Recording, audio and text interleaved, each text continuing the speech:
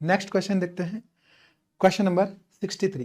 Question में बोला हुआ है the following parameters of the arrangement of figure 1.11 जो कि अपन को गिवन है are available, the alpha which the inclination plane forms with the horizontal and the coefficient of friction k between the body m1 and the inclined plane, the mass of pulley and the threads as well as the friction in the pulley are negligible। ये सारी चीजें अपन को include नहीं करनी है ना, नहीं करनी है।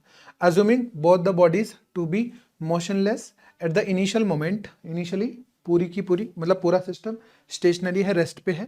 Find the mass ratio m2 divide by m1 eight which the body m2।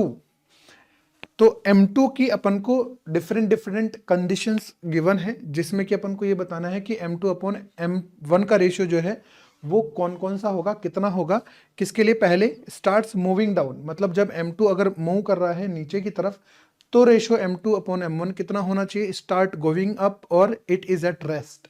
ठीक है, तो देखो बिल्कुल आसान सा रिलेशन बनेगा और बहुत ज़्यादा टफ है नहीं और बेसिक सी चीज़ है। देखो इसको अपन थोड़ा सा ऊपर कर लेते हैं, यहाँ पे अपन को m2 को मूव करवाना है, ठीक है ना। तो अपन सबसे पहले इस डायग्राम के अंदर FBD बना लेते हैं, ठीक है ना। तो FBD में देखो यहाँ पे फोर्स लगेगा दैट इज m2g, ठीक है, और स्ट्रिंग एक ही है, मासलेस है, इस वजह से जो टेंशन है वो पूरी के पूरे थ्रेड में सेम ही रहने वाला है। और m1g यहाँ पे आ जाएगा दैट इज m1g, और m1g का एक कंपोनेंट आएगा m1g साइन अल्फा ऐसे, और इस डायरेक्शन में आएगा दैट एंगल इज अल्फा, और m1g कॉस अल्फा इस तरीके से, और नॉर्मल आ जाएगा इसमें इस तरीके से। ठीक है, अभी तक अपन ने फ्रिक्शन यूज नहीं किया है तो ऐसे समझे, जैसे मान लो कि m2 अगर नीचे की तरफ आना चाह रहा है तो क्या होगा कि m2g जो है वो ज्यादा होना चाहिए, है ना। मतलब इस पूरे के पूरे जो सिस्टम को अगर मैं थ्रेड के अलोंग देखता हूं तो इस ब्लॉक को खींचने वाला force along the thread m1g sine alpha है और इसको खींचने वाला m2 इंटू जी है, ठीक है ना। तो दो ब्लॉक ऐसे हैं, एक m1g साइन थीटा से इधर जा रहा है और एक m2g इधर खींच रहा है। तो जो फोर्स ज्यादा स्ट्रॉन्ग होगा वही मतलब अपना प्रभाव जमा पाएगा, है ना। तो यहाँ पे देखो लेट्स से कि अपन को पहले केस में गिवन है कि m2g नीचे जाना चाहिए, तो मैं बोलूंगा कि m2g की वैल्यू ज्यादा होनी चाहिए m1g साइन अल्फा, लेकिन अभी तक यहाँ पे फ्रिक्शन नहीं है। तो जैसे ही m2g m1 साइन अल्फा से ज्यादा होगा तो होगा क्या कि ये बॉडी जो है m1 के ऊपर एक फ्रिक्शन आ जाएगा। अब देखो m2g अगर नीचे जाएगा तो ऑब्वियस सी बात है m1g ऊपर की तरफ जाएगा, तो जो फ्रिक्शन आएगा due to the incline plane वो अपने पास अपोजिट डायरेक्शन में आएगा, मोशन के अपोजिट डायरेक्शन में। मोशन के अपोजिट डायरेक्शन का मतलब हो गया कि बैकवर्ड डायरेक्शन, डाउनवर्ड डायरेक्शन, ठीक है। और ये जो f है ना, ये होगा कितना। अब अपन को पूछा है कि मैक्सिमम पॉसिबल वैल्यू कितनी होनी चाहिए, तो मैं इसमें ऐसे लिखूंगा कि इसको खींचने वाला फोर्स कितना है नीचे की तरफ दैट इज m2 इंटू जी, और रोकने वाला फोर्स कितना है उधर की तरफ that is m1g sine alpha plus friction, यही तो है रोकने वाला। अब ये अगर नीचे की तरफ m2g ज्यादा हो गया इस पूरे रोकने वाले फोर्स से तो m2 जो है वो नीचे की तरफ आ जाएगा, और ये जो अपने पास फ्रिक्शन है ये कितना हो जाएगा, मैक्सिमम पॉसिबल होना चाहिए, मतलब लिमिटिंग वैल्यू पे जाना चाहिए, और limiting value will be k into m1g cos alpha. ये बताने की अपन को जरूरत नहीं है कि k इंटू एन होगा, और नॉर्मल जो है वो अपने पास m1g कॉस अल्फा के बराबर है। तो यहां से अपन ये बोल सकते हैं कि m2 की जो वैल्यू है that should be greater than equal to m1 sine alpha plus k m1 cos alpha. तो जो m2 डिवाइड बाय m1 है that should be greater than equal to sine of alpha plus k cos alpha. तो ये तो अपने पास equation आ गई है किसके लिए, फर्स्ट वाले के लिए, कि m2 जो है वो नीचे जाना चाहिए, इक्वल पे नीचे नहीं जाएगा, it should be greater then. तो इक्वल टू अपन ने केवल और केवल क्रिटिकल कंडीशन अप्लाई करने के लिए यूज किया है, ठीक है। तो यहां तक तो हो गया ये पहला केस, ठीक। सेकंड में बोला हुआ स्टार्ट गोइंग अप, ठीक है। अब स्टार्ट गोइंग अप का मतलब हुआ कि अगेन जैसे मान लो कि ये जो फ्रिक्शन वाला पोर्शन है मतलब इसमें अगर अपन वापस से एक और डायग्राम बनाना चाहें, एक और डायग्राम को अपन यहाँ पे नीचे की तरफ लेके आ जाते हैं यहाँ पे, ठीक है।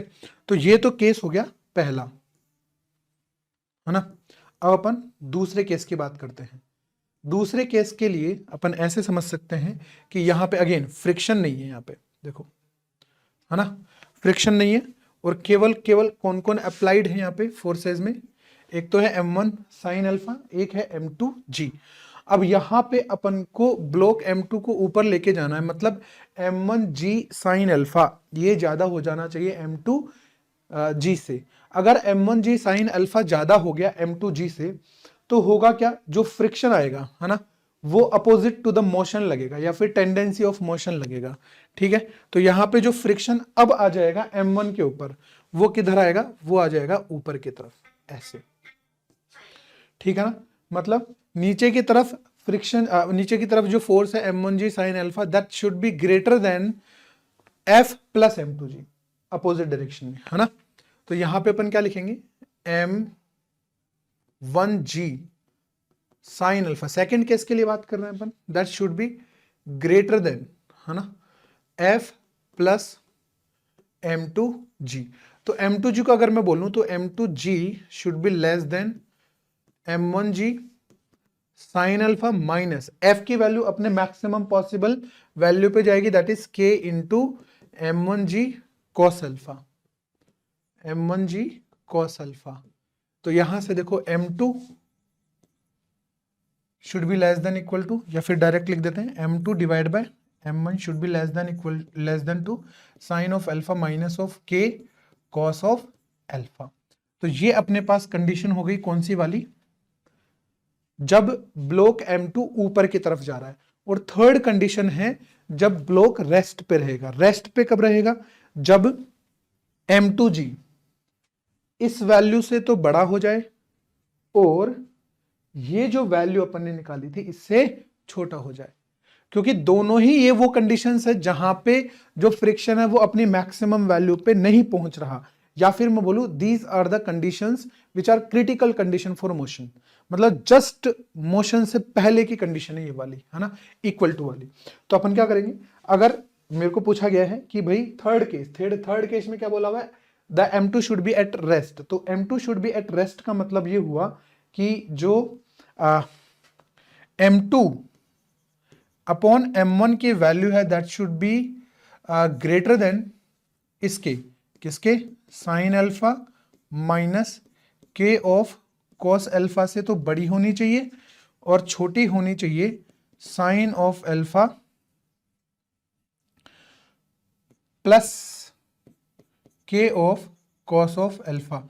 अगर इक्वल टू भी हो जाएगी ना तब भी रुका रहेगा ये, है ना, अगर इक्वल हो जाएगी तब भी ये रुका रहेगा, है ना। तो अगर मैं यहाँ पे बात करूं तो यहाँ पे अपन को ये वाला साइन यूज नहीं करना चाहिए, इक्वल वाला, है ना, क्योंकि इक्वल वाला जो साइन है वो थर्ड केस के लिए यूज आएगा जब वो रेस्ट पे रहेगा। तो तीनों केसेस की इस तरीके से अपन बात कर सकते हैं m2 और m1 की, ठीक है।